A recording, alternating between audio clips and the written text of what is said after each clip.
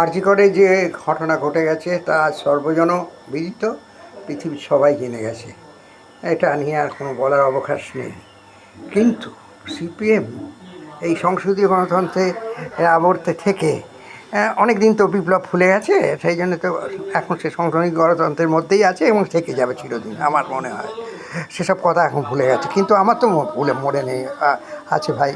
আমার তো মনে আছে এদের কথা সেই 70 দশকে যখন কংগ্রেস সিপিএমদের বলতো মাকু, আর সিপিএম তাদের বলতো কংসাল, সেই 70 দশকে। সে কথাও তো আমার মনে আছে ভাই। তখন করেননি? সেই সংসদীয় গণতন্ত্রের হাত ধরে আপনারা এসেছেন এবং 34 বছরের রাজত্ব করে গেছেন। আপনাদের একদম মনে হয়নি তখন যে কংগ্রেসের হাত ভবিষ্যতে ধরতে হবে? 34 বছরে যখন রাজত্ব করেছিলেন সেসব কী ভেবেছিলেন? কংগ্রেসের সঙ্গে আবার একটা গোপন আঁতাত ছিল, সেটা তো আমরাও জানতাম শেষের দিকে, কংগ্রেসের সঙ্গে একটা গোপন আঁতাত ছিল আপনাদের।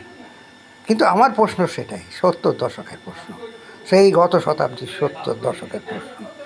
সেই প্রশ্নে আপনারা তাদের কংগ্রেসকে বলতেন কংসাল, আর কংগ্রেস আপনাদের বলতো মাকু।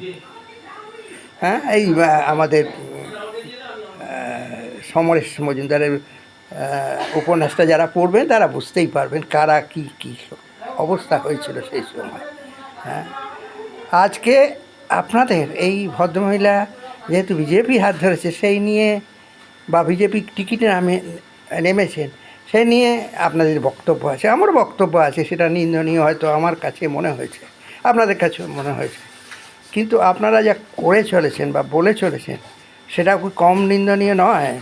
সিপিএম পার্টিকেই জিজ্ঞেস করছি, সেটা কি কম নিন্দনীয় নয়? ভোটের নিরিখে আপনারা ভাবছেন ভদ্রমহিলা ভীষণভাবে অন্যায় করেছেন, কিন্তু আপনাদের পার্টিতে যদি জয়েন করতো আপনারা কী করতেন? নৃত্য করতেন তাকে নিয়ে, নৃত্য করতেন।